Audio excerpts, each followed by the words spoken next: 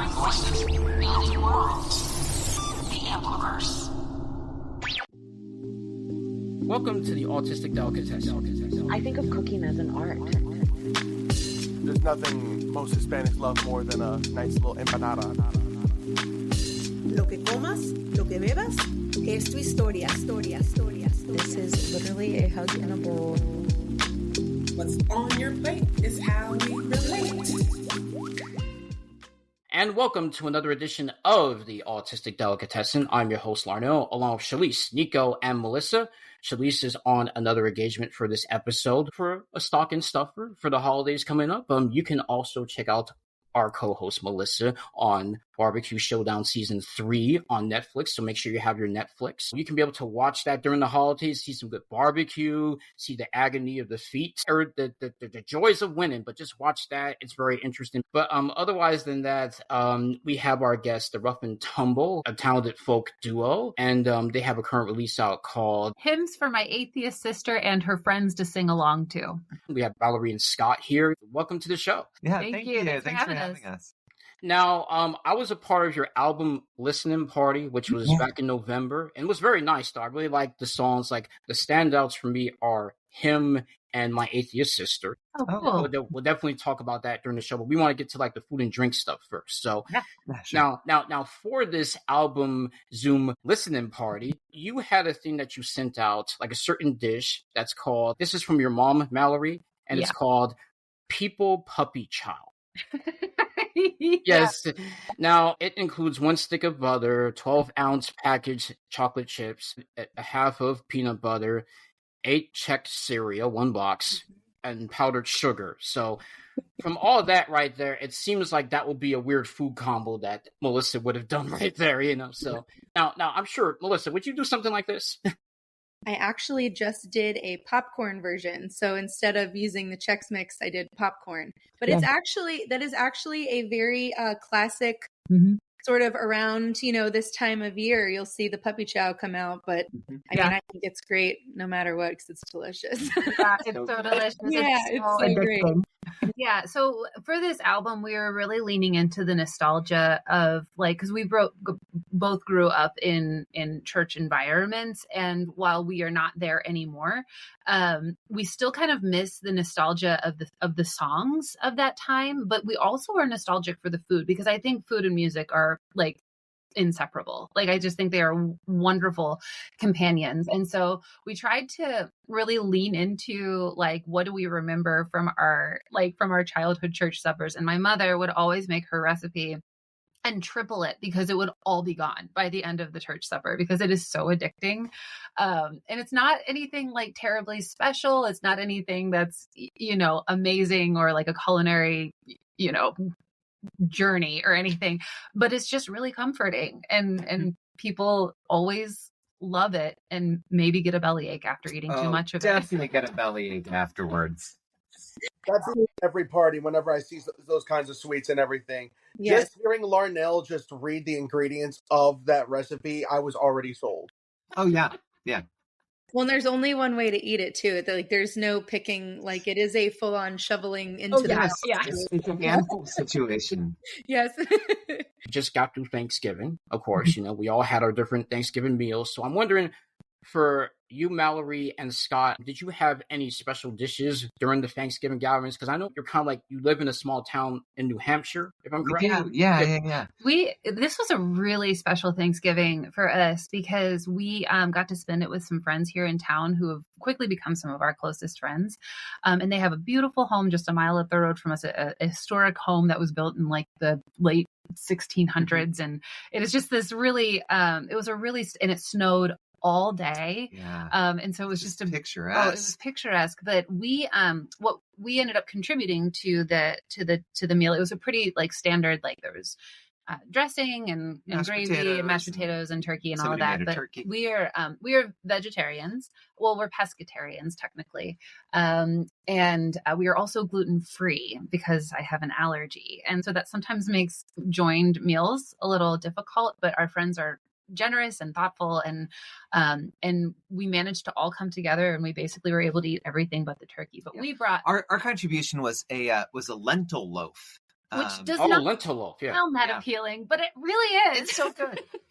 Right. Funny enough, just to cut in there, like I actually had a pre-Thanksgiving meal from this very nice place called Vine Vegan in Brandon, Florida, and they had like green bean casserole, lentil loaf, some mac and cheese, some like sausage sage stuffing. Mhm. You can see the picture on my Instagram actually, because I'm not a vegan, by the way. We made two Yeah. different ones too. Scott made like our traditional lentil loaf, and I made a cranberry maple one, and we Amazing. fought about it. Yeah.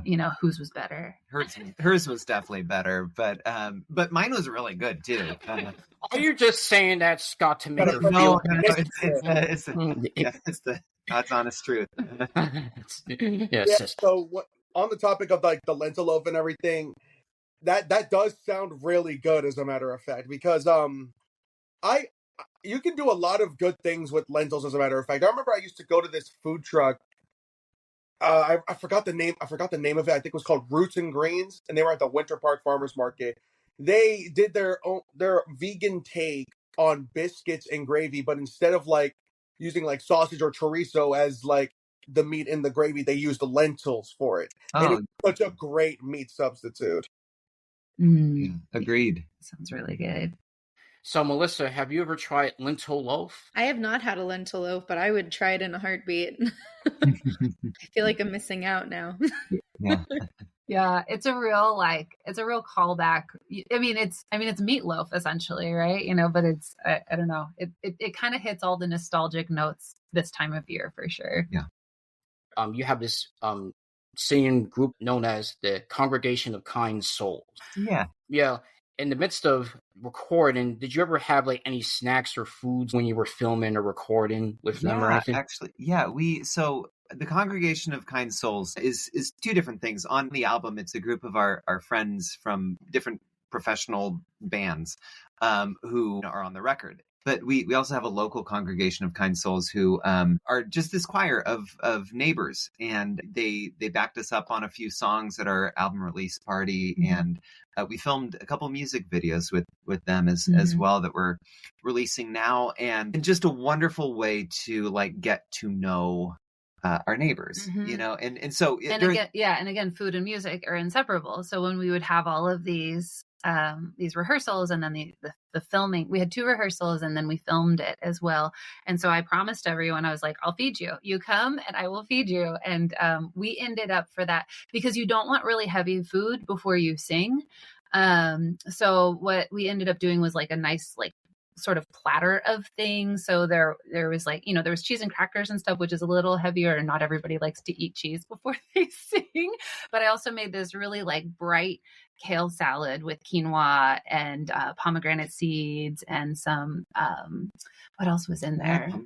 Pumpkin seeds. And there was some butternut squash. And this is kind of like my go-to every time I make a kale salad. This is usually like, it has like a lot of like sweet and savory all mixed together with a nice like vinaigrette to go through it. So we had that, and we had stuffed grape leaves, and we had, oranges. It was just like this bright, like colorful table that was very celebratory before we all sang together and smelled a little like garlic. Yeah, it's wonderful.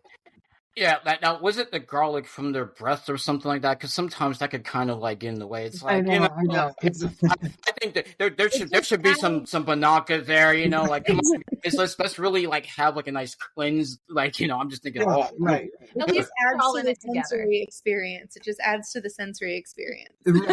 Exactly. I keep thinking, you're saying food and music. I always have called food and music the great uniters. I'm like, they're just the two things that, no matter what, people tend to be able to drop everything else and just connect on those two fronts. And I love it. Yeah. So. Yeah. Oh, absolutely. And I think in some ways they're, they lead one into the other. It's like you create this meal, and then you're just so grateful to have been fed. You're so grateful to have, something delicious that you want to for your sing. supper. Yeah, exactly. Yeah. And I just feel like it all coincides to your project. And also, too, I noticed that you also been having some Sunday service gatherings on Facebook, which funny enough, like also my co-host Melissa is also a singer. So at times she has Song Sundays to where she does covers. And also Nikko has also done music in the past too as well, you know. A different style of music, but you know, it's music. So yeah. Oh, that's great. Yes. Melissa, where do you play out as well? So that is something that I'm trying to push myself to do more. I historically have had debilitating stage fright. Same. But I grew up singing opera. Like I would compete in opera competitions, and you know, with opera, it's like you have to be precise, you have to be, you know, and I'm already a perfectionist, so I was just always like, I'm gonna mess up. But I'm like, now I'd rather mess up in French because then nobody's gonna know. You know? Well, fewer people. Yeah, right. Yeah. But yeah, it is I mean, it's at the heart of who I am. Like I have music all day. Like it's very cerebral for me, you know. It differs based off on, you know, my mood or what I'm doing or the time of year, but it is a huge healer for me. Yeah. That is so cool. Yeah, thank you. Yeah. I mentioned earlier on this segment that like the two songs that stand out to me are Him and My Atheist Sister. And going to My Atheist Sister first, I felt that with that song, it really humanized atheist people and also because at times when you think about atheist people, you would just think that they're bitter or, oh, we don't believe in God and all that type of stuff. And you talk mostly about your sister and how she basically has socks, granola bars, and just water to help out the unhoused. And also she's part of like the well-known organization American Atheist. But it's interesting to put that into a song because I'm sure you grew up like around the times where like Christians have not been so kind to atheists or only thought one way about atheists though. Absolutely. You know, atheists used to be called non-believers. And I think that doesn't make sense at all because atheists believe in plenty of things. They believe in healthcare for now, you know, for people like right now. They believe in housing for people, like not in this, you know, this afterlife, which I mean, you can have that debate about whether there's an afterlife, but like in some ways, I don't know if that debate really means anything to the here and now of it. Yeah. We were having, you know, we've had a really overwhelmingly positive response to this record and we feel really lucky, the way that people are sharing with us and the way that people are kind of coming. And it's not just atheists and it's not just people who have deconstructed, it's Christians as well saying, man, I just had such a great reaction to this. And it really encourages me to, you know, to go forward and to know my neighbor and that sort of thing. But there were a couple of people who wanted to get hung up on the logistics of the matter of theology. And I thought that was kind of an interesting thing that the people who were getting hung up were not the atheists. It was this other side. And particularly there was somebody who said, well, what about the wrath of God? How can you discount the wrath of God? And I just kind of had to say that like often theological debates, what they do is they feed your ego, but they very rarely feed the hungry. And I think what we need to be thinking more about is how do we stop feeding our own self-righteousness and how do we start feeding each other? And that has really heartened us. And I mean, it's caused us to change. Like it's caused, like writing this, it wasn't just for, you know, for us to go and stir the pot somewhere. This was an album very much written because we felt that we wanted to be more like my atheist sister. Like we wanted to do more good and not care about, you know, the like who is telling us to do good, but just to do good, you know? Yeah. And I think really it shows like how like atheists can also have, and I was thinking about this from the listening party, like on Zoom as well as before that, you know, even when I saw the videos, is that atheists do have more acuity because sometimes for certain people, even for Christians in particular, not all, but certain ones would think that atheists do not have a moral barometer or don't really understand, you know, from right and wrong, which is not even true though, because they have human ethics, you know, like you can get it from God as well as you can get it without God, you know. That's really what it is. And I thought that in that song, you really showcased it well about your sister, and even separation of church and state, because when I was growing up, separation of church and state, you couldn't practice your faith in the public square, which that's not even true. It just was propagandized. I'm sure you remember it like growing up. You know, I know it was propagandized when I was growing up in even the Jellicoe spaces though. Yeah. No, I remember going to, what was it called? See You at the Pole. Oh yeah. You know, those sorts of events where you gather around, the flagpole at school and you pray. And in some ways, like, I get that. Like, if prayer is like setting an intention, for yourself, like I can understand wanting to set, these good intentions and have good feelings toward your country. But I think it's been propagandized. Well, one of the reasons I actually became atheist was because I had a lot of terrible things going on. This was like back in 2018, all the way into like I think 2022. I started like coming back into my faith. Like one of my best friends that I was starting to get to know in high school ended up suddenly passing away from a brain aneurysm out of nowhere, and she was. It's all right. It's just she was only like 16 years old and she had the whole life like planned ahead of her and everything. Then my dog dies 2 days right after, and it's like all these horrible things are just happening to me and everything. But as time went on, some more stuff ended up happening. But once I started like getting more in touch with my faith, I started realizing that I had not only just God by my side, but I also had all these people that were there to support me and do all these great things for me. Yeah.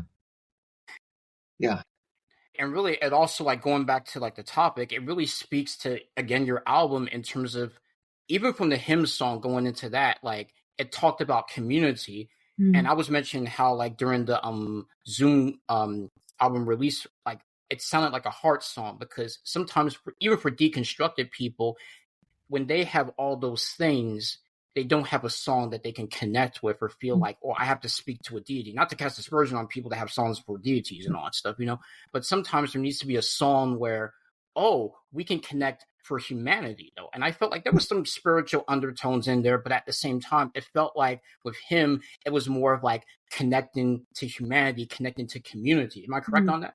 Yeah, and like connecting to something bigger than yourself, and I think it doesn't much matter what, if a God is something that allows you to feel like something is bigger than yourself and that you are connected to something bigger than yourself, then do that, because it's helping you, because it's saving you in this way. It's keeping you from, kind of crumbling in on yourself and, and becoming a narcissist.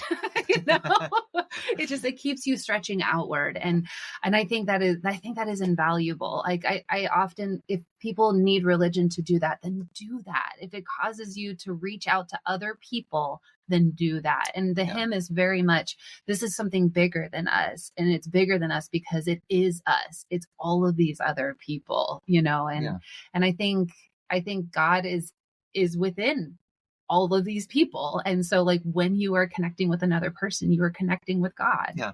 Actually, that's something, Nikko, that you said, you got in touch with your faith, with God. You realized that God was walking beside you, and that there were all of these other people there as well. And I just think, that's a cool thing. That's often where we find, this idea of God is with other people.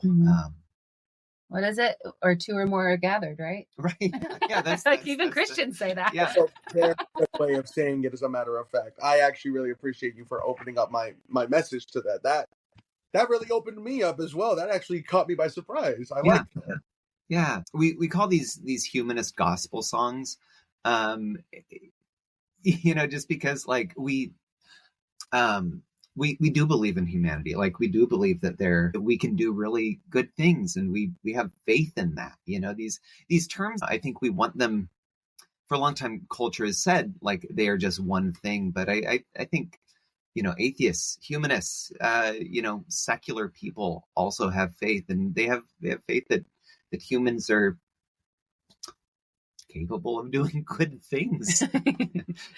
Yeah. And really, it's just really off of a simple principle. And I like one of the things that you had on your Instagram post about the song hymn, in terms of like getting out of the whole dogmas and all that stuff, because it's almost like it can be so much noise instead of understanding the intention of that person. I personally see religions as different diets, Yeah. different diets work in this way and some do not work. There's jerks in Christianity, there's jerks in atheism. But Yeah. when you have somebody like your sister, Mallory, that's out there doing the good work and really doing it not off of like, Mallory, I'm going to pray about this. It's more about, Mallory, I'm going to plan this, so that, Yeah. I'm sure like you and your sister probably have deep talks about that, but it's just like, it's nice to be able to hear a song going back to my atheist sister that can really talk about that and really show that. That's another thing. I also usually say like Jesus over religion, because religion as a concept sounds really good on paper, but once it became a full thing, like you see all these wars that were caused because someone else had a different belief over the other. When it's really not the religion that's bad, it's usually the people that take it to the extremes that make it bad, that make it like into the fear-mongering stuff that it is today. Like you see all the televangelists doing all these exaggerating things, acting like a bunch of cultists and everything. They're the ones that are giving these religions the bad names that we see today. Yeah. Well, because often religion gives comfort. And I think sometimes people want the comfort so badly that they confuse it for control. And I think that is where it gets awfully narrow, and you start adding more and more rules until it's no longer a religion. It's just somebody who just wants things to be like they want them to be. Yeah. Which is not inclusive, which is not community. I think once you see a community isolated, that is a sign that probably the religion isn't quite working. That diet is not quite working anymore. People are not being fed. Yeah. You're lacking some nutrients. proteins. Yeah. Nutrients. I love Larrnell. I love that idea of religion being a diet, because not everybody can be a vegan. Not everybody can be a Christian. Not everybody, like that is such a helpful way of framing that. I really appreciate you saying that. And let me tell you something, this comes from a person that I came from the whole black and white thinking in the past and never thought that I would ever deconstruct until I was challenged. I don't know if you and Scott have a story about how you guys challenged your faith and then became more open to atheists, unless you were always open to that, during your lives, I wouldn't even say that I'm actually not an atheist, I don't think. I have no idea. Well, I wasn't saying that, but I mean like being open to that, because I figure like even from the songs that I heard off of the project, you like you're still a spiritual person, Yeah. So yeah. Yeah, and I don't know that it was just one single step. Like there were a lot of ways that both of us were very much hurt by religion, sometimes in a very physical way, and so that obviously is an impetus that like, oh, maybe not everything is okay here. It's just always been a very long process. I've always taken my spiritual life extremely seriously, and I think that didn't change. Like that feeling didn't change for me once I started to step out of the Christianity that I was raised with and kind of walked into a different spiritual path. I really value that I value the spirit. I love that part. And so I've always kind of sunk into it. So I think it was just a lot of gradual steps and a lot of really thinking about it and taking it seriously. And then sometimes not taking it seriously so that a little light and a little air can get in there and so that I can breathe a little easier as well. Yeah, absolutely. Yeah. I think the little steps, when I think for me, I stopped believing in the idea of hell. And once you stop believing in the idea of hell, then you start to question a whole bunch of other things. And, well, it isn't unlike how I became a vegetarian. Like, oh, my body doesn't feel good when I eat this, or it doesn't feel good when I eat this. I think of myself as a very intuitive person and somebody that listens to myself, and so it was just a matter of sort of listening to my body and just being like, oh, I feel bad when I have this, so I just won't have that anymore and move over here. Yeah. And really just going into that, that's just like a simplistic concept. Even going on to, I'm glad that Mallory, you went back into the food analogy, because again, just like with religion, that's really what it is, because to me, over my part, I had to learn that over years of me, how I was raised, and then having to deconstruct certain things and all stuff. And honestly, not having the burden of feeling like I have to bring somebody to a certain faith or something like that, because in the past, like, I used to be one of those proselytizers until like I started to have a disdain against that, because I feel like I would rather have a conversation with a person of a faith rather than having to convince them, don't do this or don't do that. I don't like when certain Christians say you're either of Jesus or of Satan and all that stuff. That's like, what? It's like, I don't like those analogies. Yeah. It's almost like my religion or else. That's what it feels like, So yeah. Yeah, an ultimatum often isn't. Like, I mean, taking it to the food analogy, have you ever tried to make a kid eat lima beans if they don't want to eat lima beans? Like, that's a sure way to get someone to not like it. Yeah. Try asking Melissa with her boy. She probably just like convinces him, you better eat this. It's just like, I'm just joking, Melissa. Oh no, it's true. I was dead on. Okay, wow. Like, and how did it work out? Did you get lima beans thrown in your face? No, I try to, find more constructive ways of, exploring new foods and things like that, because it is, you don't want anyone to have an aversion, on that scale or in this larger scale. I feel like I kind of had like this whole soapbox, and you each touched on like a little piece of my soapbox, which is really, really cool. But, to your point that you just made, Larrnell, I think we're sort of in a very unfortunate and often dangerous era of blanket statements right now. It's either you think the way that I think or you're wrong.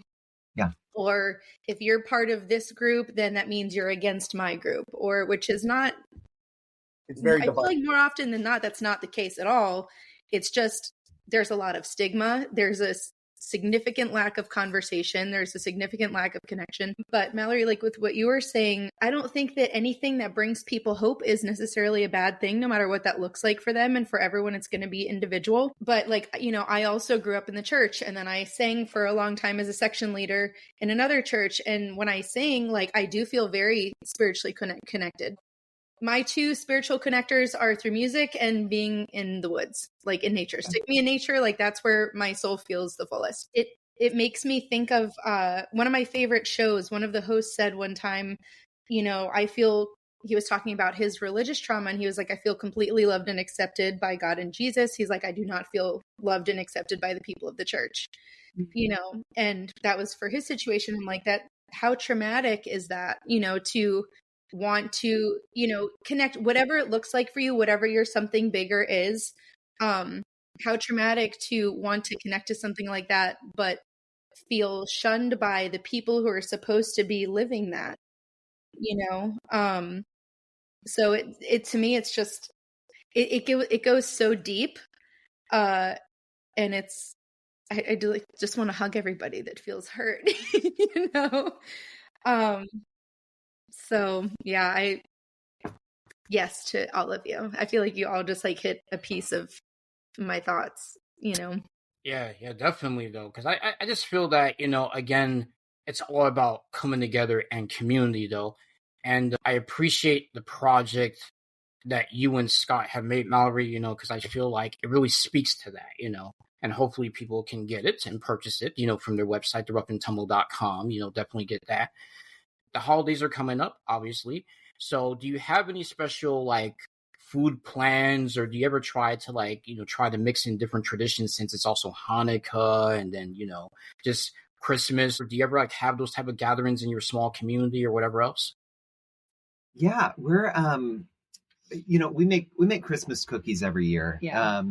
And so we're starting to do that. We're already doing that. Mallory made some ginger cookies last night. Christmas cookies were a really big deal, and I mean, I think they are for most people, but for my mom in particular, growing up, and I have a very strained relationship with my family, and so one of the ways that I've really been trying to connect and forgive is to use these old recipes and to remember these really wonderful moments that I did have with my family. And so last year I made a real intention to go through my mother's Christmas cookie recipes and make them gluten-free so that I can eat them again, so that I can partake in this family in this way again. And so there's a lot of Christmas cookies that happen here. And maybe it's like an overcompensation for my emotional desires, but it definitely, it fills the stomach for sure. But we actually, for our Christmas celebration, Christmas has always been a really hard holiday for me because of, I kind of had a difficult family, situation. And so it has never been a holiday that I've loved. But in the last couple of years, because I would actually I would get very depressed at Christmas, and I just dreaded the holiday. I hated it. So the last couple of years, we have decided that we don't call anyone. We don't go anywhere. We wake up Christmas morning and we gift each other one book, and then we spend the rest of the day reading and eating. And we call it Reading Christmas, and it is perfect. awesome. It's fantastic. We'll take the dogs for a walk. Yeah. Somebody gets a bath usually. Like it's wonderful. But we usually, for the last couple of years, we've been doing an English tea in the afternoon. And so we have like clotted cream and scones and like all these little like things that that has been a real special thing. And I love Christmas now. I look forward to it so much. I think it is all about like developing your own traditions. And, I grew up in California, and our friend, Mrs. Viegas would always bring over like freshly baked, or freshly made tamales. And so we've started. So on Christmas Eve, we make tamales together and eat tamales. Yeah, we freeze some. And then we freeze some for all of January and February. And so it's just been this really great way of connecting with our past and where we're from, and in a way that we can connect with it that doesn't feel harmful. Yeah. And also, before we end this segment, Nikko and Melissa, do you have any like Christmas dishes that you want to share that maybe Scott and Mallory might consider? Man. You got me going crazy. You got me messed up. So I one time was at one of my friends' houses for Super Bowl, and I even came to their house on like separate occasions, and they would make this dish called Christmas crack because it's as addicting. Dude, I remember walking up to someone at a party because I made it for them. I was like, "Hey, y'all want some crack?" And they looked at me like, "Whoa." I just want to come real quick. We're not talking about that other crack, but no, listen. It's funny, but here's what the recipe is: you get some Keebler crackers and you place them on a sheet pan, and then you make your own caramel sauce, and then some melted chocolate on top with whatever toppings you want. It could be sea salt, it could be pretzels, candy cane bits, little M&Ms or Reese's Pieces or nuts and anything like that. You can throw that all on top. You bite into this thing, so someone's going to eat the whole bucket. Yeah. Now, Mallory, since you're gluten-free, you can make it gluten-free if you like. Yep. Stuff. Totally. Yes, Yeah. That sounds like a great. And we will. Yes. I'll wait for y'all to make it like gluten-free. I used to be put on a gluten-free diet, as a matter of fact, when I was younger. Yeah. Yeah. So how about for you, Melissa? Do you have any special dishes or holiday dishes you want to recommend to Scott and Mallory besides their English tea or something? Which Nikko already mentioned about his crack, but I'm sorry. But not his other. But just what I'm talking about. Yeah. I'm a wild card, with me. It comes down like to the minute, like what we're gonna, I don't know. I'm a spur of the moment food kind of, person, whatever I feel inspired by. But I do have a really great almond flour focaccia recipe. That's like amazing, especially, you use like the seasonal herbs, like the sage and rosemary on top, and it is phenomenal. And I love that. So it's an Italian tradition. But I've adopted it as my own because I love fish and seafood. So usually the night before Christmas, I'll do like a whole seafood thing, and the focaccia goes perfectly with it. So is it like the Feast of Fishes? Is that kind of the? I think that honestly, I haven't given it the respect that I probably should by diving into like the significance of it. But I just look for any excuse that I can to eat crab legs. So makes sense. I'm with you. But I also love cooking. Like fishing is something that I did with my family growing up, and it's like something that I love. So it's symbolic of connection for me, you know, Oh, like I love any that. sort of fish or seafood. So I think I love the food itself, but it's also the nostalgia and like the heart of it.